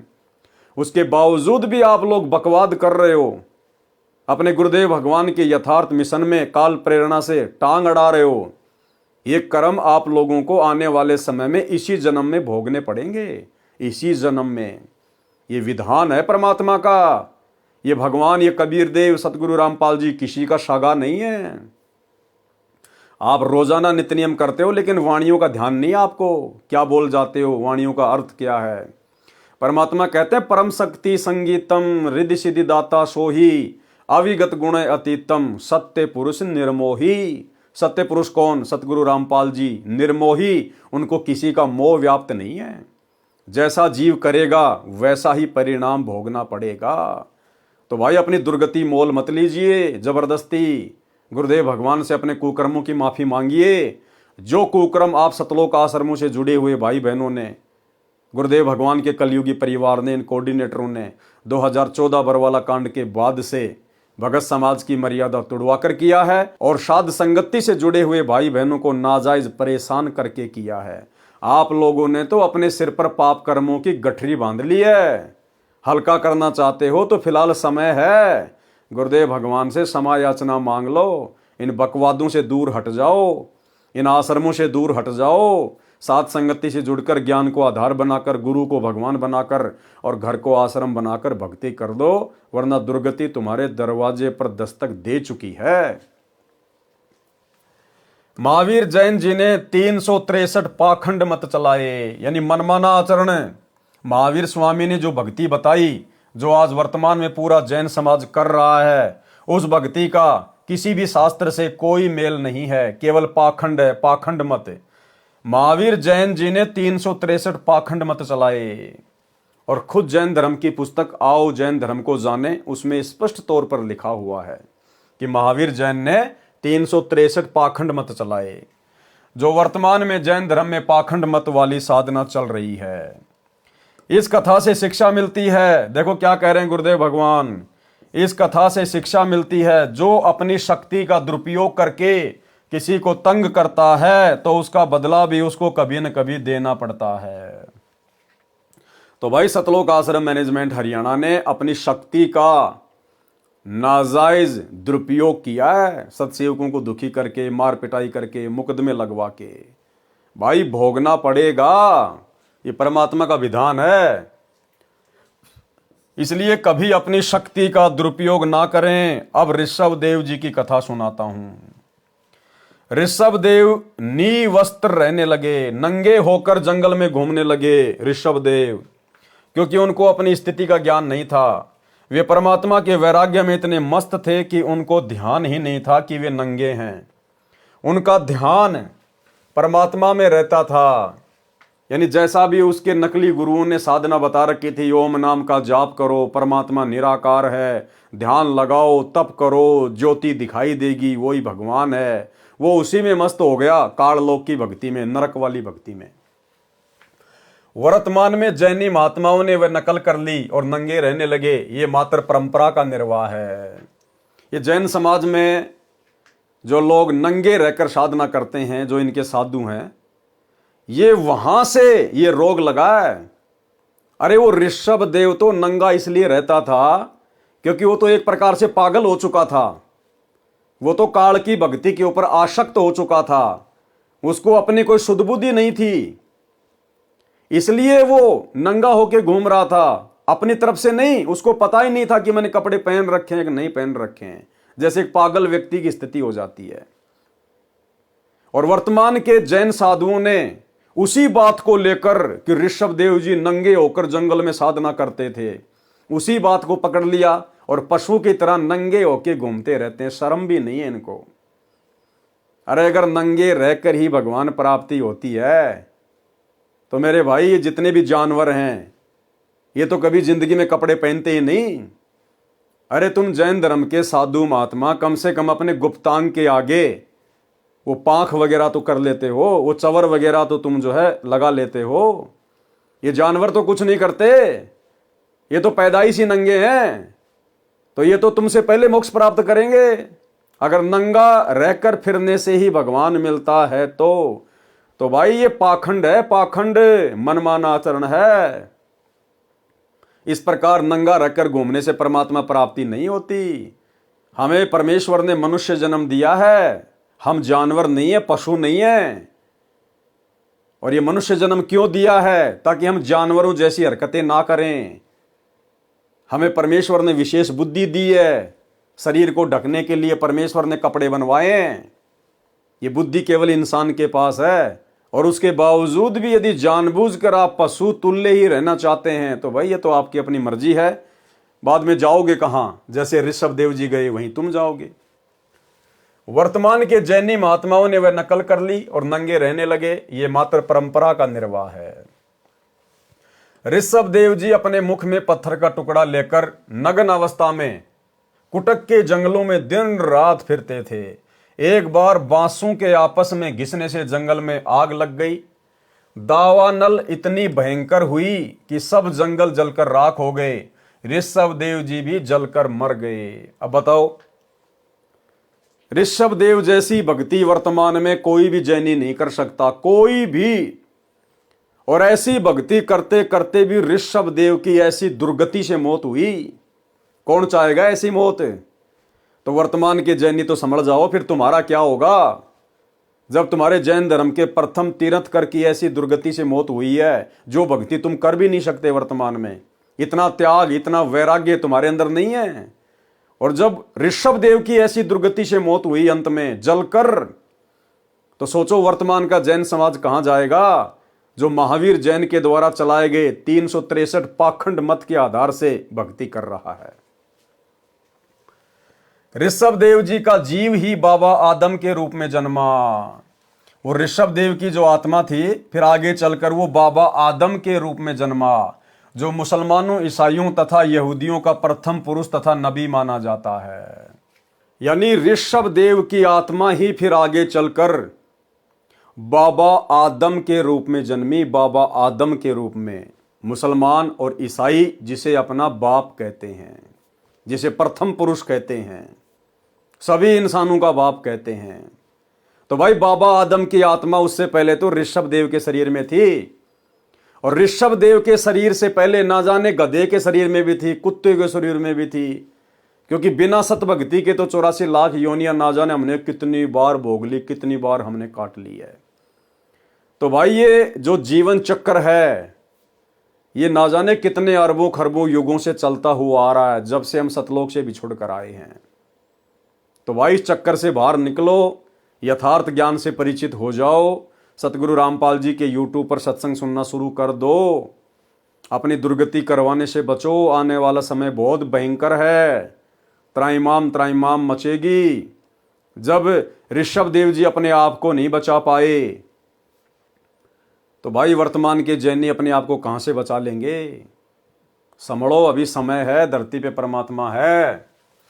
ऋषभ देव जी का जीव ही बाबा आदम के रूप में जन्मा, जो मुसलमानों, ईसाइयों तथा यहूदियों का प्रथम पुरुष तथा नबी माना जाता है। जैन धर्म में 2 प्रकार के साधु हैं। नंबर 1 बिल्कुल नंगे रहते हैं, जो पूर्व के महापुरुषों की नकल कर रहे हैं, यानी ऋषभ देव की जो नकल कर रहे हैं। जैन धर्म की स्त्री, पुरुष, युवा, लड़के, लड़कियां, बच्चे, वृद्ध सब उन नंगे साधुओं की पूजा करते हैं। अब भाई और बहनों, विचार करने की बात है। जो जैन धर्म से जुड़े हुए भाई बहन हैं उनको विचार करना चाहिए। आपके जैन धर्म में जितने भी नंगे साधु महात्मा हैं वो नंगे होकर क्यों फिर रहे हैं? क्यों इतनी परेशानियां उठा रहे हैं? अपने मोक्ष के लिए, अपनी आत्मा के कल्याण के लिए। इसीलिए तो वो इतना तप करते हैं, नंगे रहते हैं, ऐसी साधना कर रहे हैं। यानी जैन धर्म में उन साधुओं की तरह नंगा होकर आजीवन रहने से ही मोक्ष प्राप्त किया जा सकता है, आत्मा का कल्याण करवाया जा सकता है। और जितने भी जैन धर्म के श्रद्धालु स्त्री या पुरुष उन नंगे साधुओं के पास में जाते हैं, किस लिए? अपनी आत्मा के कल्याण के लिए, अपना मोक्ष करवाने के लिए। तो भाइयों, तुम्हारा मोक्ष हो कैसे जाएगा? अरे जब तुम्हारे गुरु, तुम्हारे साधु संत अपने मोक्ष के लिए नंगे होकर इतनी घोर तपस्या कर रहे हैं, ऐसी साधना कर रहे हैं, क्योंकि उनके अनुसार तो इसी प्रकार से मोक्ष प्राप्त किया जा सकता है। तो भाई जैन धर्म की बाकी जो स्त्रियां हैं, जो पुरुष हैं, वो भाई जींस पहनने से, सफारी सूट पहनने से, माता बहनें साड़ी पहनने से, सलवार सूट पहनकर भक्ति करने से कैसे पार हो जाएंगी? अगर जैन धर्म के उन भक्तों को भी मोक्ष प्राप्त करना है तो भाई अपने साधु संतों की तरह नंगा होके रहना पड़ेगा, नंगा होके। अन्यथा ना तो वो स्त्रियां मोक्ष प्राप्त कर सकती हैं, जो पूरे शरीर पर कपड़े पहनती हैं, ना जैन धर्म के व्यक्ति मोक्ष प्राप्त कर सकते हैं जो पूरे कपड़े पहनते हैं। क्योंकि तुम्हारे गुरु नंगे किस लिए रहते हैं? पूर्ण मोक्ष प्राप्त करने के लिए, ताकि दोबारा से जन्म मरण में ना आना पड़े, गधे कुत्ते सुअर ना बनना पड़े। तो भाई तुम लोग फिर कपड़े पहन के और उन साधुओं की सेवा करके तुम कैसे मोक्ष प्राप्त कर लोगे? अरे विधि तो वही अपनानी पड़ेगी। अगर गुरु के पेट में दर्द है और गोली खाने से ठीक हुआ है, तो भाई चेले और चेलियों को भी गोली खानी पड़ेगी जब पेट में दर्द होगा। तो जिस प्रकार से नंगे होकर तुम्हारे गुरु भक्ति कर रहे हैं, आप जैन धर्म के स्त्री पुरुषों ने भी यदि मोक्ष प्राप्त करना है तो उनकी तरह आजीवन नंगा रह के ही भक्ति करनी पड़ेगी। अन्यथा भाई ढोंग कर रहे हो, पाखंड कर रहे हो, भक्ति का ड्रामा कर रहे हो, ऐसे परमात्मा नहीं मिलेगा। फिर बिल्कुल नंगे रहते हैं जो पूर्व के महापुरुषों की नकल कर रहे हैं। जैन धर्म की स्त्री पुरुष, युवा, लड़के लड़कियां, बच्चे वृद्ध सब उन नंगे साधुओं की पूजा करते हैं। इनको दिगंबर साधु कहा जाता है। दिगंबर यानी जो शरीर पर वस्त्र नहीं पहनते उनको दिगंबर कहते हैं। इनमें स्त्रियों को साधु नहीं बनाया जाता। तो बताओ फिर स्त्रियां कैसे पार होंगी? विचारणीय विषय है कि क्या स्त्री को मोक्ष नहीं चाहिए? यदि आपका मार्ग सत्य है तो स्त्रियों को भी करो नंगा, निकालो जुलूस। सच्चाई को न मानकर मात्र परंपरा का निर्वाह करने से परमात्मा प्राप्ति नहीं होती। गुरुदेव भगवान लिख रहे हैं, क्या जैन धर्म की औरतों को मोक्ष नहीं चाहिए क्या? अगर चाहिए तो करो उनको भी नंगा और निकालो जुलूस सरेआम रोडों पर। क्योंकि तुम्हारे गुरु भी नंगे होके घूम रहे मोक्ष के लिए, तो जो साधना गुरु कर रहा है चेले चेलों ने भी तो वैसी करनी पड़ेगी। तो परमात्मा कह रहे हैं भैया फिर जैन धर्म की स्त्री और पुरुष सभी नंगे होकर और इसी प्रकार से चलो, ऐसी साधना करो जैसे तुम्हारे वो नंगे गुरु कर रहे हैं। दूसरे नंबर के जो साधु होते हैं जैन धर्म में वो हैं श्वेतांबर। दूसरे साधु श्वेतांबर हैं। वे सफेद वस्त्र, मुख पर कपड़े की पट्टी रखते हैं। इसमें स्त्रियां भी साधु हैं क्योंकि उनको कपड़े पहनने की छूट है, इसलिए औरतें भी साधु बन गई। अगर श्वेतांबर पंथ में कपड़े पहनने की छूट नहीं होती तो औरतें कभी भी साधु नहीं बनती। तो ये तो देखा देखी है, मनमाना आचरण है, पाखंड चल रहा है। मारीची जी के जीव ने प्रथम तिरंत कर ऋषभ देव जी से दीक्षा लेकर साधना की थी। जो ऋषभ देव जी की बताई साधना विधि थी, उसके परिणाम स्वरूप गधा, कुत्ता, घोड़ा, बिल्ली, धोबी, वैश्या का जीवन भोगा और स्वर्ग नरक में भटके। फिर महावीर जैन बने। महावीर जैन ने तो किसी से दीक्षा भी नहीं ली थी, यानी गुरु ही नहीं बनाया था महावीर जैन ने। उन्होंने तो मनमाना आचरण करके साधना की, जिसको गीता अध्याय 16 श्लोक 23-24 में व्यर्थ बताया है। कबीर जी ने कहा है कि गुरु बिन माला फेरते, गुरु बिन देते दान, और गुरु बिन दोनों निष्फल है। भाई पूछो वेद पुराण। इसी कारण से महावीर जी का मोक्ष संभव नहीं है। महावीर जी ने अपने अनुभव से 363 पाखंड मत चलाए जो वर्तमान में जैन धर्म में प्रचलित है। 363 प्रकार के पाखंड मत, यानी 363 प्रकार की उल्टी सीधी साधना भक्ति वर्तमान के जैनियों को बताकर वे चले गए। तो भाई वर्तमान का जैन समाज तो पूरी तरह से पाखंड के ऊपर बैठा हुआ, पाखंड के ऊपर। इस साधना से तुम्हारा 7 जन्म भी मोक्ष नहीं हो सकता। और भाई और बहनों, वर्तमान में महावीर जैन की नकल कर रहा है सतलोक आश्रम मैनेजमेंट हरियाणा। सतगुरु रामपाल जी के बेटा बेटी, भाई बंधु, रिश्तेदार, आश्रमों से जुड़े हुए कोऑर्डिनेटर क्या कह रहे हैं गुरुदेव? महावीर जी ने अपने अनुभव से, यानी जैसा भी उनको अनुभव हुआ, जो भी उनके अंदर काल प्रेरणा से विचार उत्पन्न हुए, महावीर जी ने अपने अनुभव से 363 पाखंड मत चलाए जो वर्तमान में जैन धर्म में प्रचलित हैं। सतगुरु रामपाल जी परमेश्वर जी के द्वारा पिछले 27 वर्षों से इतना अनमोल ज्ञान देने के बाद, इतना निर्मल ज्ञान देने के बाद दाना दाना गिना दिया उन्होंने। मोक्ष क्या है, मर्यादा क्या है, भक्ति क्या है, कर्म कुकर्म क्या है, लाभ हानि क्या होती है, सावधानियां क्या हैं। उसके बावजूद भी 2014 में उनके जेल जाने के बाद उनके कलयुगी परिवार ने, उनके बेटा बेटियों ने, इन कोऑर्डिनेटरों ने संगत में ना जाने सैकड़ों प्रकार के पाखंड मत चला दिए, सैकड़ों प्रकार के पाखंड मत। 2019 में कांग्रेस का समर्थन, कांग्रेस को वोट डलवा दिए। वर्तमान 24 में बीजेपी का समर्थन, बीजेपी को वोट डलवा दिए। धनाना गांव में 1 करोड़ रुपए की लागत से बैडमिंटन का स्टेडियम बना दिया। सतलोक आश्रम धनाना में 10 एकड़ जमीन में हॉस्पिटल का काम शुरू कर दिया। धनाना गांव वालों के लिए कबड्डी के मैच करवाए जाते हैं। गुरुदेव का बड़ा लड़का 31 हजार रुपये ट्रॉफी में देता है। धनाना गांव वालों के लिए फ्री में एम्बुलेंस चला दी। धनाना गांव वालों के लिए फ्री में बसें चला दी। रोडें बनाई जा रही है भक्तों को मजदूर बना के। गोहाना जाट भवन निर्माण कार्य में 1 करोड़ रुपए का सहयोग किया जा रहा है। ऊपर का पूरा धर्मशाला का फ्लोर बनाया जा रहा है। धनाना आश्रम के अंदर और अन्य आश्रमों के अंदर मिट्टी के गधे बना दिए, बैल बना दिए, गायें बना दी। कबीर जी का झोपड़ा बना दिया। मिट्टी खोद खोद के जेसीपी से पहाड़ बना दिए। जुलाहों का कुआं बना दिया। लहर तारा तालाब बना दिया। केवल संगत के मनोरंजन के लिए, संगत को खुश करने के लिए, संगत का मन बहलाने के लिए कि संगत आती रहेगी, हमें ज्योति पाठ और दान का पैसा देती रहेगी। आश्रम में रक्तदान, दे दान के कैंप लगवा दिए जाते हैं।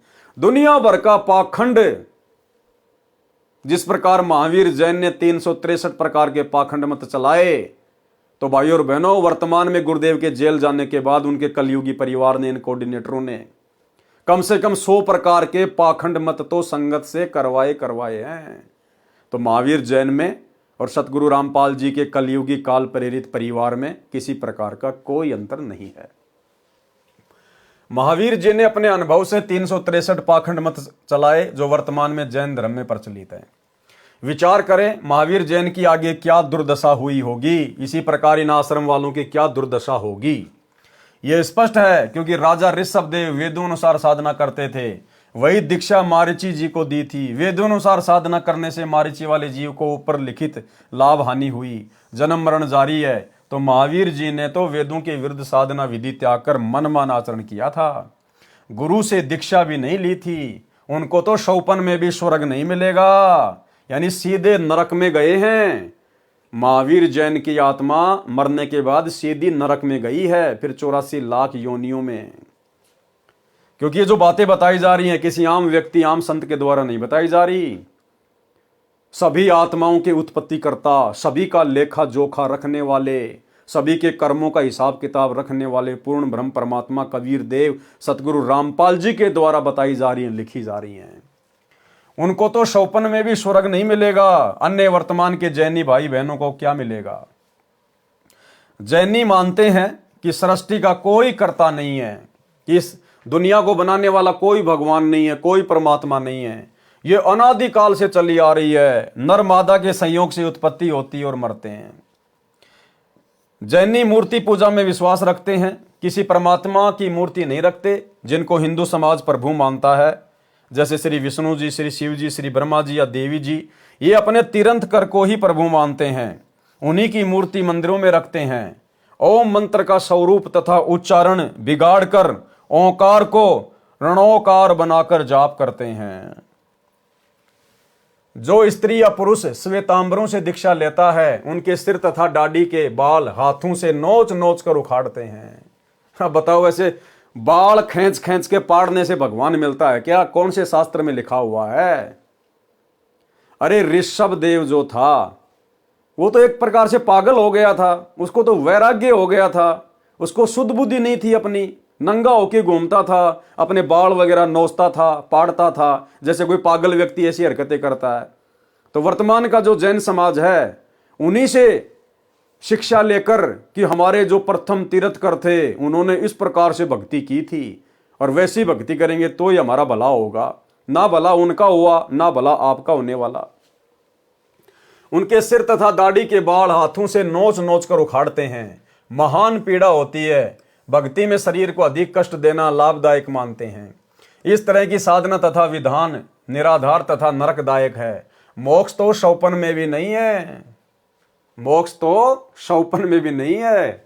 अगर इस प्रकार से बाल उखाड़ने से, अरे भाई, दो औरतें किसी बात को लेके आपस में झगड़ने लगें और एक दूसरे के बालों को खींच खींच के नोच नोच के अगर पाड़ पाड़ के फेंकेंगी तो क्या उनका मोक्ष हो जाएगा? क्या ऐसा करने से क्या मोक्ष हो जाएगा? अरे भैया, इस प्रकार का त्याग तो बेचारे जानवर भी करते हैं। बकरा भी अपना गला कटवाता है। आप जैन समाज के लोग तो खाली अपने बाल ही नोच रहे हो, वो बकरा तो बेचारा अपनी गर्दन कटवा देता है, उसके तो शरीर की खाल उधेड़ी जाती है, बाल तो छोड़िए। तो क्या उसका मोक्ष हो जाएगा बकरे का?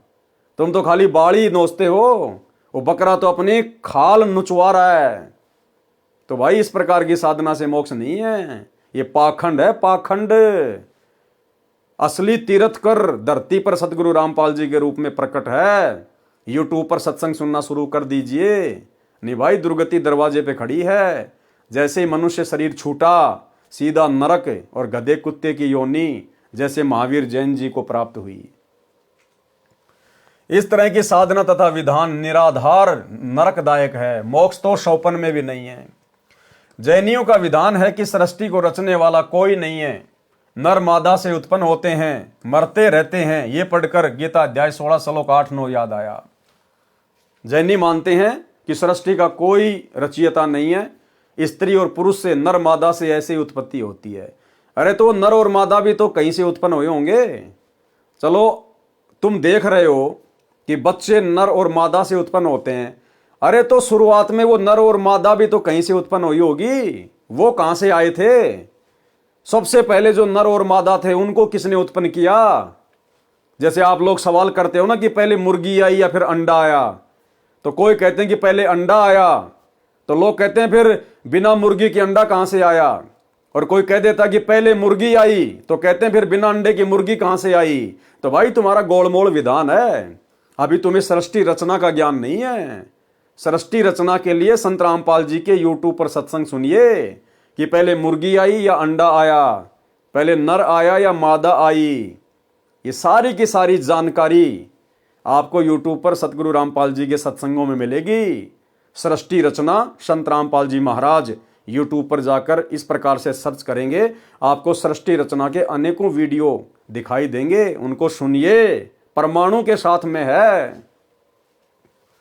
गीता अध्याय 16 श्लोक 8, वे आसुरी यानी राक्षस प्रकृति वाले कहा करते हैं कि जगत आश्रय रहित है, यानी जगत को रचने वाला कोई नहीं है, जैसा कि जैन समाज वाले मानते हैं। असत्य तथा बिना ईश्वर के अपने आप केवल स्त्री पुरुष के संयोग से उत्पन्न होता है। केवल काम यानी सेक्स ही इसका कारण है, इसके सिवा क्या है।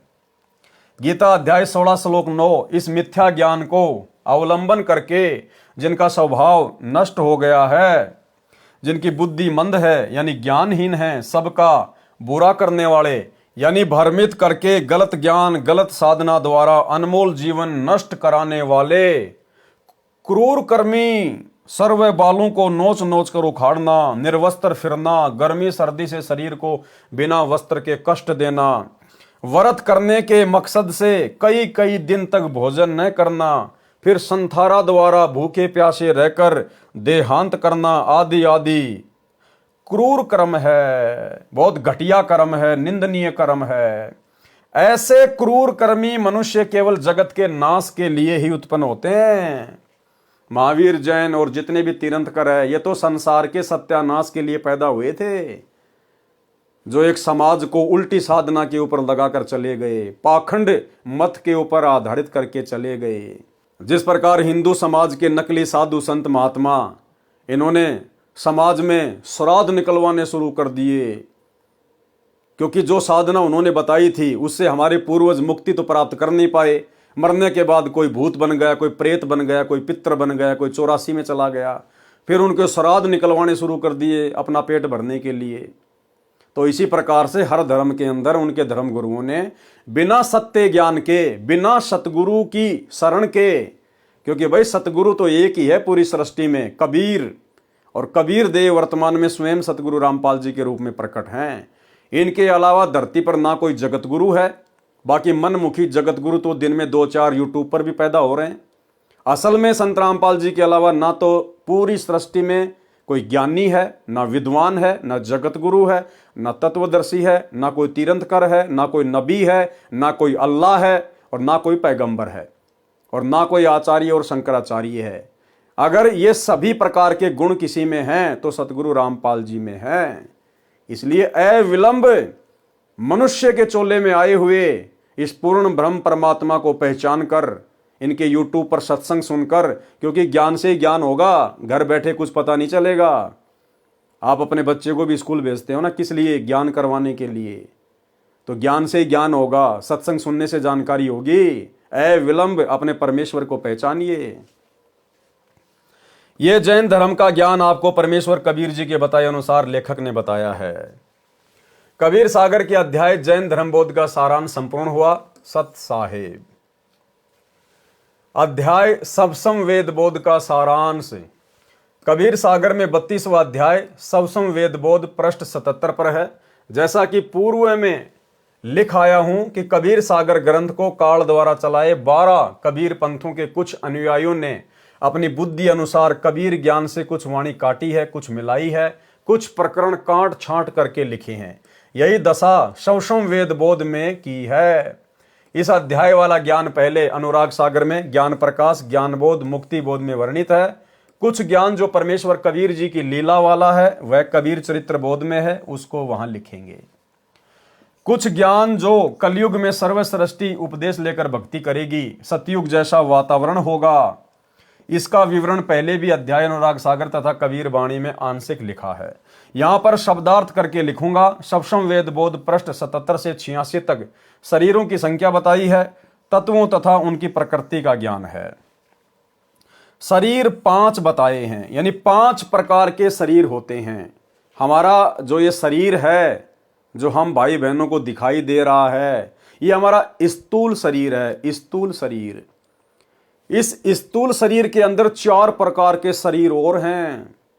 काल ने बहुत भयंकर तरीके से हमारे को लपेट रखा है। शरीर 5 बताए हैं। नंबर 1 स्थूल शरीर। नंबर 2 इसके अंदर सूक्ष्म यानी लिंग शरीर है। नंबर 3 फिर उसके अंदर कारण शरीर है। नंबर 4 इसके अंदर महाकारण शरीर है। नंबर 5 इसके अंदर कैवल्य शरीर है। जीव के ऊपर इतने सुंदर शरीर यानी वस्त्र डाल रखे हैं। स्थूल शरीर जो हमारा ये शरीर है हाडमास वाला, इसको कहते हैं स्थूल शरीर। इसके अंदर फिर एक सूक्ष्म शरीर है, ऐसा का ही ऐसा, लेकिन उसमें हाडमास वगैरह कुछ भी नहीं है।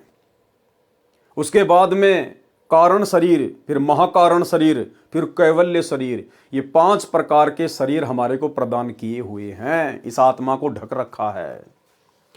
सबसम वेद बोध पृष्ठ 86 से 90 का सारांश। इन पृष्ठों में प्रथम दीक्षा मंत्र बताए हैं। यथार्थ 5 नामों का ज्ञान। ओम श्रियम हरियम सोहम किलियम। ये 5 नाम गायत्री मंत्र के हैं जो प्रथम दीक्षा रूप में परमेश्वर कबीर जी प्रदान करते थे। शब्दों पे ध्यान देना, ये हैं वो 5 मंत्र जिनको कबीर परमात्मा लोगों को दिया करते थे, भक्तों को प्रदान किया करते थे। यानी वर्तमान में हमें गुरुदेव भगवान जो 7 मंत्र देते हैं गायत्री मंत्र में, आज से पहले गुरुदेव भगवान के अलावा किसी भी कबीर पंथ में या आज से पहले कबीर परमेश्वर जी ने किसी को भी 7 मंत्र नहीं दिए, केवल 5 मंत्र ही दिया करते थे जो प्रथम दीक्षा रूप में परमेश्वर कबीर जी प्रदान करते थे। जो चूड़ामणि जी को यही मंत्र परमेश्वर कबीर जी ने दिए थे। धर्मदास जी के पुत्र चूड़ामणि जी को, जिस चूड़ामणि जी को कबीर परमात्मा सतगुरु रामपाल जी ने उत्तराधिकारी बनाया था आगे नाम दीक्षा देने के लिए, उनको केवल 5 ही मंत्र दिए थे। धर्मदास को अधिकारी नहीं बनाया था, धर्मदास को आगे नाम दीक्षा देने का आदेश नहीं दिया परमात्मा ने। तो भाइयों और बहनों विचार करो, जो परमात्मा का अधिकारी था, उत्तराधिकारी था, जिसको परमात्मा आगे दीक्षा देने का आदेश दे रहे हैं, उस आत्मा को केवल 5 मंत्र ही दिए और आगे भी 5 मंत्र ही देने का आदेश दिया, सतनाम भी नहीं दिया। फिर भला धर्मदास को जो अधिकारी भी नहीं था, भला फिर उसको परमात्मा 7 मंत्र कैसे देते? धर्मदास को भला सार शब्द परमात्मा ने कैसे दिया होगा, जब चूड़ामणि को केवल 5 मंत्र की ही दीक्षा दी, ना सतनाम दिया, ना कोई सार नाम दिया, ना सार शब्द दिया। इसलिए भाइयों और बहनों, आज से पहले परमात्मा ने केवल एक उदाहरण के रूप में धर्मदास जी को पेश करके कि भाई ऐसे ऐसे 3 चरणों में दीक्षा दी जाती है, प्रथम बार में 7 मंत्र दिए जाते हैं, फिर सतनाम, फिर सारनाम, फिर सार शब्द। हम पिछली पीढ़ी वालों को विश्वास दिलाने के लिए कि कंप्लीट भक्ति का कोर्स ये है, विधि ये है, ऐसे इन 3 चरणों में दीक्षा दी जाती है। केवल हमारे विश्वास को दृढ़ करने के लिए परमात्मा ने धर्मदास जी को निमित्त बनाकर ये बातें कही थी। बाकी धर्मदास जी को परमात्मा ने सार नाम दिया नहीं, प्रथम मंत्र भी कंप्लीट नहीं दिया था धर्मदास जी को, क्योंकि जो उत्तराधिकारी था, जिसको परमात्मा ने उत्तराधिकारी बनाया, चूड़ामणि जी को, जब उनको ही खाली 5 मंत्र दिए थे, तो भला धर्मदास जी जो उत्तराधिकारी नहीं थे उनको कैसे पूरा कोर्स देंगे? जो चूड़ामणि जी को यही मंत्र परमेश्वर कबीर जी ने दिए थे तथा आगे इन्हीं को दीक्षा रूप में देने का आदेश दिया था। ये मंत्र शरीर में बने कमलों में विराजमान 5 देवी देवताओं के हैं। नंबर 1, मूल कमल में गणेश देव है, इनका किलियम जाप है। नंबर 2, अधिष्ठान यानी संत भाषा में स्वाद कमल में सावित्री ब्रह्मा जी है, इनका ओम नाम जाप है। नंबर 3, नाभि कमल में लक्ष्मी विष्णु जी हैं, इनका हरियम जाप है। नंबर 4, हृदय कमल में पार्वती शिव जी हैं, इनका सोहम जाप है। नंबर 5, कंठ कमल में देवी दुर्गा जी हैं, इनका श्रीयम जाप है। किसी भगत भाई बहनों को ये मंत्र सुनकर गलतफहमी ना हो जाए कि भाई मंत्र तो लिखे हुए हैं, क्यों ना हम इन मंत्रों को जाप करने लग जाएं। चाहे कोई संकल्प वाला भाई बहन हो या जो व्यक्ति अभी केवल संत रामपाल जी के सत्संग ही सुन रहा है, लेकिन मर्यादा ना निभाने की वजह से फिलहाल दीक्षा नहीं ले पा रहा, तो उनको लगे कि यार ये मंत्र तो लिखे हुए हैं, क्यों ना हम इन मंत्रों का जाप कर दें। चाहे सुबह से लेकर शाम तक पूरी जिंदगी जाप करते रहना। जब तक अधिकारी से आदेश लेकर, अधिकारी की आज्ञा लेकर और अधिकारी से ही ये मंत्र नहीं लोगे, तब तक ये मंत्र काम नहीं करते, उल्टा नुकसान करते हैं, उल्टा नुकसान। आप बिना किसी डॉक्टर के परामर्श के, बिना किसी डॉक्टर की सलाह के और केमिस्ट की दुकान में जाकर, मेडिकल की दुकान पर जाकर, जहां पर लाखों करोड़ों दवाइयां हैं, आप उनमें से कोई भी दवाई उठा के खाने लग जाओ कि ये तो दवाई तो है, और कहते हैं कि दवाई से रोग कटेगा। अरे भैया, कौन सा रोग कौन सी दवाई से कटेगा? उसके कोडवर्ड होते हैं, वो केवल वही बताएगा जो अधिकारी है, जो जानकार है। तो मनमुखी कोई भी भाई बहन इन मंत्रों का जाप ना करें। अगर संकल्प दीक्षा ले रखी है तो बाकी जो क्रिया हैं मंत्र जाप के अलावा, 3 समय की आरती करना, सत्संग सुनना, मर्यादा निभाना, केवल उन्हीं तक सीमित रहें। गुरुदेव ने बताया ध्यान से सत्संग सुनना भी मंत्र जाप करने में आता है, उतना ही लाभ मिलेगा जितना मंत्र जाप करने वाले को मिलता है। और यदि मर्यादा में नहीं है और मंत्र जाप कर रहा है, वो चाहे नाम उपदेशी हो चाहे संकल्प वाला हो, किसी प्रकार का कोई लाभ नहीं है। तो भाई अधिकारी केवल वर्तमान में ये कंप्लीट मंत्र देने के इस पृथ्वी पर सतगुरु रामपाल जी हैं, और उनकी आज्ञा लेकर या उनके हिसार जेल से बाहर आने के बाद ही आप इन मंत्रों का सही प्रकार से उच्चारण करके लाभ उठा सकते हो। यदि मनमुखी रूप से जाप करोगे, परमात्मा की कृपा से बहुत दूर हो जाओगे। ये 5 नाम हैं जो प्रथम दीक्षा रूप में परमेश्वर कबीर जी दिया करते थे। ये तो केवल भाई बहनों को विश्वास दिलाने के लिए कि जो मंत्र 650 साल पहले कबीर जी दिया करते थे, वही मंत्र वर्तमान में दिए जा रहे हैं संत रामपाल जी के पंथ में, ताकि लोगों को विश्वास हो, क्योंकि ये मंत्र सारे के सारे कबीर सागर में लिखे हुए हैं। गुरुदेव भगवान ने हमें कई बार सत्संगों में दिखाया है। ये 5 नाम है जो प्रथम दीक्षा रूप में परमेश्वर कबीर जी दिया करते थे। इन्हीं मंत्रों का संकेत श्री नानक देव साहिब जी ने अपनी अमृतवाणी में दिया है। एक पुस्तक जो गुरु अमरदास जी द्वारा तेय ताप की कथा में लिखे हैं, बाद में इनको देवी देवताओं के मंत्र पूजा जानकर त्याग दिया गया।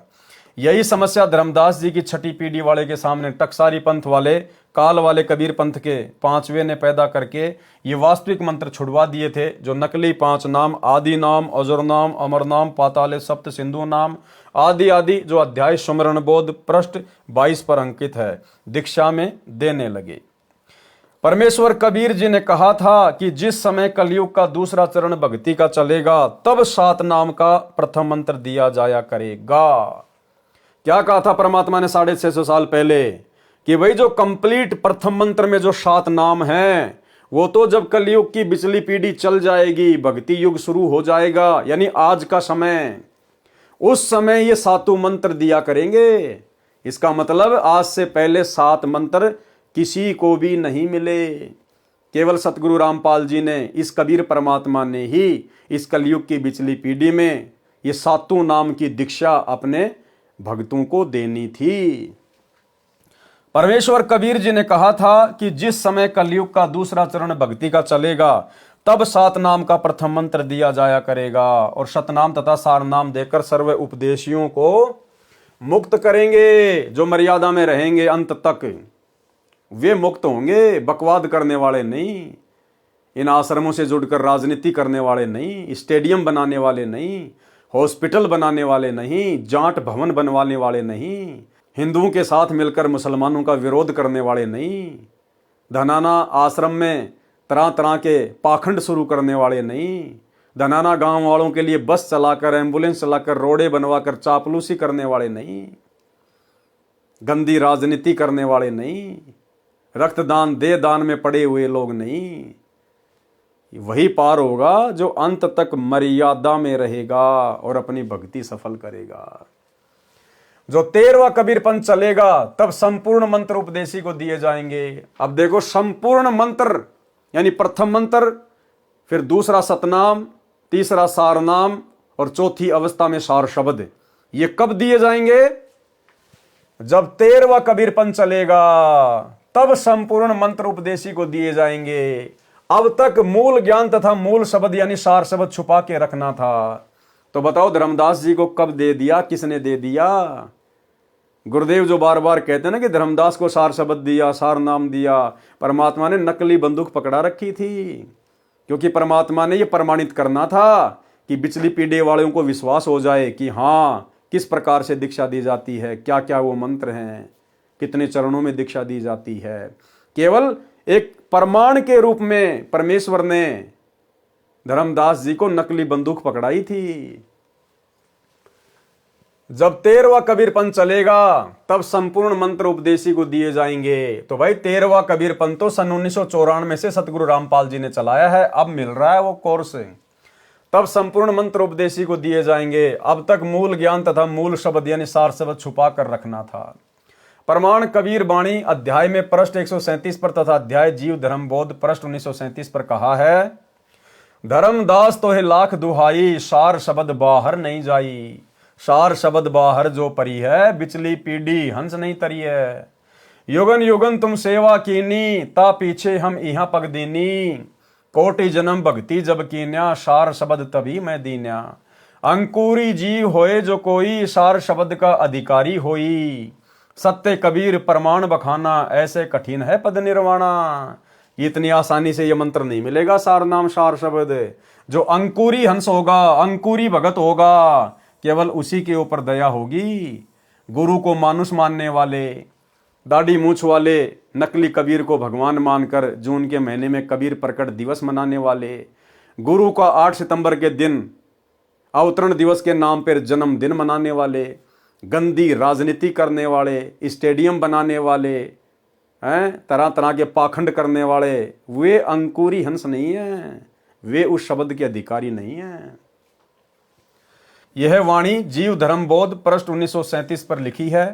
कबीर वाणी अध्याय में पृष्ठ 137 983 पर, धर्मदास मेरी लाख दुहाई, मूल शब्द बाहर ना जाई। पवित्र ज्ञान तुम जग में बाखो, मूल ज्ञान तुम गुप्त ही राखो। मूल ज्ञान जो बाहर पर ही, बिचली पीढ़ी हंस नहीं तरही। 33 अरब ज्ञान हम भाख्या, मूल ज्ञान गुप्त हम राख्या। कि हमने और हर प्रकार का ज्ञान दिया, 33 अरब वाणियां हमने बोली, लेकिन जो मोक्ष वाला ज्ञान है, जो मोक्ष वाली वाणियां हैं, जो मोक्ष मंत्र है, उनको हमने छुपा के रखा, गुप्त रखा। वो तो केवल सारा का सारा खजाना वर्तमान में बिचली पीढ़ी में खोलना था। 33 अरब ज्ञान हम भाख्या, मूल ज्ञान गुप्त ही राख्या। मूल ज्ञान तुम तब लग छिपाई, जब लग द्वादश पंथ ना मिट जाई। उपरोक्त अमृतवाणी के प्रमाण से स्पष्ट हुआ कि मूल ज्ञान यानी तत्व ज्ञान तथा सार शब्द अब छुपा कर रखना था। इसी पृष्ठ 137 983 कबीर वाणी में यह भी लिखा है, 12वें पंथ प्रगट होए वाणी, शब्द हमारे की निर्णय ठानी। यानी गरीबदास जी के 12वें पंथ में तो केवल परमात्मा की महिमा की वाणियां ही गाई जाएंगी। अस्थिर गरम का मर्म न पावे, ये 12 पंथ हम ही को ध्यावे। कबीर जी की वाणियों को आधार बनाकर 12वां पंथ भक्ति करेगा, लेकिन वास्तविक ज्ञान और वास्तविक मंत्र उन भक्तों को ना मिलने के कारण वो अस्थिर घर यानी सतलोक को प्राप्त नहीं कर पाएंगे। और 12वें पंथ हम ही चलावें। फिर कबीर परमात्मा ने कहा कि आगे चलकर 12वें पंथ में मैं खुद ही आऊंगा। और 17 फरवरी 1988 को सतगुरु रामपाल जी के रूप में कबीर परमात्मा 12वें पंथ में प्रवेश कर गए। आदरणीय राम देवानंद जी को, जिसे हम अपना दादा गुरु कहते हैं, गुरुदेव भगवान ने उनको अपना मुंह बोला गुरु बनाया लोक दिखावे में। जैसे 650 साल पहले कबीर परमेश्वर जी ने पंडित रामानंद जी को अपना मुंह बोला गुरु बनाया था। तो 1988 में सतगुरु रामपाल जी ने 12वें पंथ में प्रवेश किया। 12वें पंथ हम ही चलावें, सब पंथ मिटाकर एक पंथ चलावें। और गुरुदेव ने अब वो वास्तविक सार ज्ञान मूल ज्ञान देकर धोती सी धोके रख दी है सभी धर्मों के सभी धर्म गुरुओं की, आचार्य शंकराचार्यों की। किसी की भी औकात नहीं है शास्त्र आधार से संत रामपाल जी के साथ में ज्ञान चर्चा करने की। तो भाई बहनों, 12वें पंथ उसी दिन समाप्त हो गए थे जिस दिन सतगुरु रामपाल जी ने सन 1994 में दीक्षा देनी शुरू की थी। भावार्थ, 12वां पंथ संत गरीबदास जी का है। प्रमाण कबीर सागर में कबीर चरित्र बोध के पृष्ठ 1870 पर संत गरीबदास जी का जन्म विक्रमी संवत 1774 में सन 1717 में गांव छुडानी में हुआ। फिर उनका पंथ चला। सन 1988 में मुझदास का आध्यात्मिक जन्म संत गरीबदास जी यानी 12वें पंथ में हुआ। अर्थात स्वामी राम देवानंद जी गरीबदास ये संत से मुझे यानी मुझ रामपाल दास को 17 फरवरी 1988 को दीक्षा प्राप्त हुई। अब तक मूल ज्ञान यानी तत्व ज्ञान तथा सार शब्द मूल शब्द छुपाकर रखना था। अब देखो भाई और बहनों, क्या है ऊपरवाणी कि 12वें पंथ हम ही चलावें। धर्मदास जी के माध्यम से कबीर परमात्मा ने 650 साल पहले लिखाया था कि 12वें पंथ में हम ही चलावें, यानी मैं कबीर खुद ही चल के आऊंगा। अब वो कबीर खुद चल के कब आया 12वें पंथ में? 17 फरवरी 1988 को दीक्षा प्राप्त हुई। अब तक मूल ज्ञान यानी तत्व ज्ञान तथा सार शब्द मूल शब्द छुपाकर रखना था। इससे सिद्ध है कि संत धर्मदास जी के पीढ़ी वालों के पास न तो तत्व ज्ञान था और न ही सार शब्द। ये दशा सभी कबीर पंथियों की है। अब जो नया 13वां पंथ चल रहा है, सभी नाम तथा तत्व ज्ञान सार्वजनिक किया जाएगा, यानी सभी को दिए जाएंगे। 7 नाम दिए जाएंगे, 7 नाम दिए जाएंगे। इसका मतलब आज से पहले 7 नाम किसी को नहीं दिए। 7 नाम तथा 5 नामों का प्रमाण कबीर सागर में ज्ञान स्थिति बोध पृष्ठ 85 तथा पृष्ठ 86 पर है। पृष्ठ 85 पर क्या लिखा है? मूल शब्द गुप्त है सारा। वो मूल शब्द, प्रथम मंत्र भी मूल शब्द है, सतनाम भी मूल शब्द है और सार नाम भी मूल शब्द है। क्योंकि सतनाम का मतलब होता है सच्चा नाम, तो प्रथम मंत्र भी देवी देवताओं का सच्चा नाम है और सतनाम जो 2 अक्षर का है वो तो है ही सतनाम, और जो सार नाम है वो भी सतनाम है, सच्चा नाम है। सतनाम का मतलब सच्चा नाम। तो मूल शब्द गुप्त है सारा, बिरले पावे शब्द हमारा। कोई बिरले भगत होंगे, कोई बिरला ही आत्माएं होंगी जो इस कलयुग की बिचली पीढ़ी में वो कंप्लीट कोर्स भक्ति का अपने सतगुरु से प्राप्त करेंगी। और बिरले कौन होंगे भाई और बहनों? क्योंकि एक ही गलती रही हमारी आज से पहले, हमें अनंत बार ये कबीर परमात्मा मिला, हमें अपनी शरण में लिया, भक्ति दी, लेकिन एक कमी के कारण हम लोग सतलोक नहीं जा पाए। और वो कमी थी, हमने गुरु रूप में आए हुए कबीर परमात्मा को कभी भी भगवान नहीं माना, कबीर नहीं माना। उनको केवल अपना गुरु माना और ब्रह्मा विष्णु महेश की भक्ति में लगे रहे। 650 साल पहले भी हमने यही गलती की, गुरु मान लिया कबीर जी को और भगवान गोविंद मानते थे ब्रह्मा विष्णु महेश को। इस कलयुग की बिचली पीढ़ी में यह गलती करने वाला कभी मोक्ष प्राप्त नहीं करेगा। और यह गलती वर्तमान में सतगुरु रामपाल जी की 90% संगत कर रही है, उनके तत्व ज्ञान को गहराई से ना समझकर, साध संगति से ना जुड़ने के कारण, साध संगत वाले भाई बहनों से राग द्वेष ईर्ष्या रखने के कारण। क्योंकि वर्तमान में वो संगत अपने गुरु को पहचान नहीं पा रही कि ये कबीर परमात्मा खुद धरती पे प्रकट है। जैसे 650 साल पहले धर्मदास जी नहीं समझ पा रहा था, 64 लाख नहीं समझ पाए, सब फेल हो गए। वर्तमान में गुरु को कबीर जी के रूप में संगत नहीं मान रही है, नहीं पहचान पा रही है। और भगवान किसको मानती है? दाढ़ी मूंछ वाली मुर्दा फोटो को। जो कबीर जी की समझे जाने वाली फोटो है, दाढ़ी मूंछ वाली, उस कागज के टुकड़े को कबीर मान रही है संगत। इन आश्रमों में जून के महीने में उसको कबीर प्रकट दिवस मनाया जाता है। उस कागज के टुकड़े का, नकली कबीर का तो कबीर प्रकट दिवस, और अपने गुरु का जो कि असली कबीर है 8 सितंबर के दिन उसका जन्मदिन मनाया जाता है अवतरण दिवस के नाम पे। तो कैसे मोक्ष प्राप्त करोगे? वही गलती करते आ रहे हो और वही गलती तुम आज भी कर रहे हो। इस गलती से छुटकारा यदि वर्तमान में किसी को मिला है पूरी पृथ्वी पर, पूरी सृष्टि में, केवल सत्सेवक भाई बहनों को, साध संगति से जुड़ी हुई आत्माओं को। हमने अपने गुरु को ही अपना इष्ट मान लिया, अपना भगवान, अपना कबीर मान लिया, और वो दाढ़ी मूंछ वाली कबीर जी की नकली फोटो, मुर्दा फोटो, वो कागज का टुकड़ा हमने फाड़ फाड़ के सोशल मीडिया पर वीडियो बना बना के आप लोगों को भी समझाना चाहा। हम सत्सेवकों के घरों में, हमारे दरबार में, हमारे गले के लॉकेट में कभी भी आपको वो दाढ़ी मूंछ वाली कबीर जी की नकली भगवान की फोटो देखने को नहीं मिलेगी। केवल एक असली परमात्मा सतगुरु रामपाल जी की ही फोटो मिलेगी। तो ये गलती वर्तमान में केवल सत्सेवक करने से बच गए गुरुदेव के आशीर्वाद से। बाकी सतलोक आश्रमों से जुड़ी हुई 90% संगत वही महागलती कर रही है, जिस महागलती के कारण युगों युगों से हम लोग नरक भोग रहे हैं। भगवान मिलने के बाद भी हम उसको प्राप्त नहीं कर पा रहे। तो मालिक कहते हैं, मूल शब्द गुप्त है सारा, बिरले पावे शब्द हमारा। बिहंगम शब्द बिहंगम बीरा, निज सो नाम ये कहे कबीरा। सातू नाल जो आए बिहंगा, बिहंग ताल आही जल रंगा। पृष्ठ 86 पर क्या लिखा है? सोई सिद्ध संत है भाई, सोहम नाल चीन जिन पाई। 5 नाम ताही को परवाना, जो कोई साधु हृदय में आना। यही सप्त नाल है सही, यही हंस नाम रिवही। सप्त नाल के सातु नामा, बीर विहंगम करे सब कामा। कबीर सागर में, अनुराग सागर अध्याय में पृष्ठ 72 पर 5 शब्द कहीं दल फेरा, पुरुष नाम लीन्यो तिहि बेरा। उपरोक्त अमृतवाणी में 5 तथा 7 नामों का संकेत है और शमशम वेद बोध पृष्ठ 86 पर प्रकट लिखे हैं। जो र रम तथा रो रोम है ये सांकेतिक है। नामों का लाभ क्या है? पृष्ठ 87 पर सप्तम वेद बोध में सोहम नाम के जाप का लाभ बताया है। सोहम बीज को अंकुर ज्ञाना, आल बाल भक्ति में साना। भावार्थ, सोहम मंत्र का जाप पूर्ण संत से लेकर करने से आल बाल अर्थात ओली बोली यानी अथाह भक्ति जमा होती है। पृष्ठ 89 सप्तम वेद बोध में लिखा है कि हरियम स्थिति बीज पृष्ठ हुई, आल बाल तिहि माया होई। भावार्थ, हरियम नाम के जाप से आल बाल यानी अथाह धन माया हो जाता है।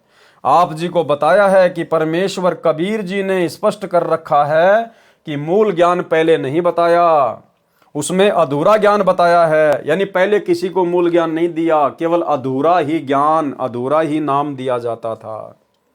उसमें अधूरा ज्ञान बताया है। सार नाम तथा मूल ज्ञान अब स्पष्ट किया जा रहा है। पृष्ठ 91 पर सप्तम वेद बोध पर अस्पष्ट सत्य नाम भी लिखा है। जाते ओहम पुरुष भय अंसा, ओहम सोहम भय द्वय अंसा। पृष्ठ 92 में से 107 तक सृष्टि रचना का अधूरा ज्ञान है। सृष्टि रचना का संपूर्ण ज्ञान पढ़ें इसी पुस्तक कबीर सागर का सरलार्थ के सारांश में, पेज नंबर 603 से 670 पर, जो कि आगे आएंगे वीडियो। पृष्ठ 105 106 पर बताया है कि जीव जिस योनि से मानव शरीर प्राप्त करता है उसका कैसा स्वभाव होता है, इसको पहले बताया जा चुका है। सप्तम वेद बोध पृष्ठ 108 तथा 110 पर काल जाल बताया है कि काल कैसे तीनों देवताओं से अपनी सृष्टि को चलवा रहा है, यह पहले के अध्याय में वर्णन हो चुका है। सप्तम वेद बोध पृष्ठ 111 पर तपतशिला पर जीवों से वार्ता। तो भाई और बहनों, आज के वीडियो में गुरुदेव भगवान के आशीर्वाद से केवल इतना ही। कल रात्रि 8 बजे दास के Facebook page Pawan Das is live के ऊपर जो लाइव वीडियो चलेगा वो फिर यहाँ से शुरू होगा कि तपतशिला पर परमेश्वर की जीवों के साथ में वार्ता, काल के साथ में वार्ता।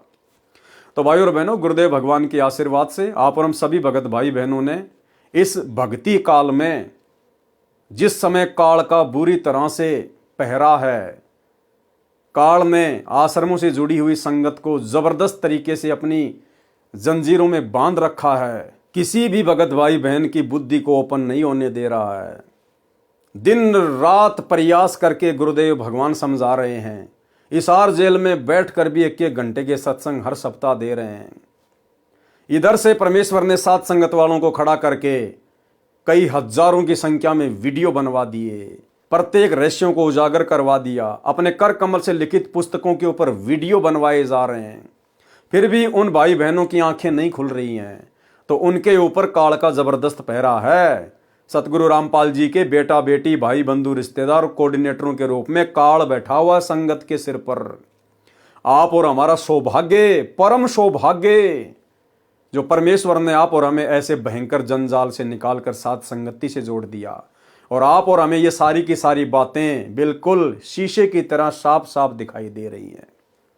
तो भाई और बहनों, गुरुदेव भगवान की इस अनमोल रजा को इसी प्रकार से मर्यादा में रहते हुए साथ संगति से जुड़कर बनाए रखिए।